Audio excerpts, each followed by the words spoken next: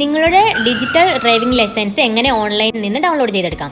അതിന് നിങ്ങൾ നിങ്ങളുടെ ഫോണിൽ ക്രോം ഓപ്പൺ ചെയ്ത് ഗവൺമെന്റിന്റെ പരിവാഹൻ സൈറ്റ് ഓപ്പൺ ചെയ്യുക. തുടർന്ന് വരുന്ന സൈറ്റിൽ ഓൺലൈൻ സർവീസ് എന്നതിൽ ക്ലിക്ക് ചെയ്ത് ഡ്രൈവിംഗ് ലൈസൻസ് റിലേറ്റഡ് സർവീസ് എന്നതിൽ ക്ലിക്ക് ചെയ്യുക.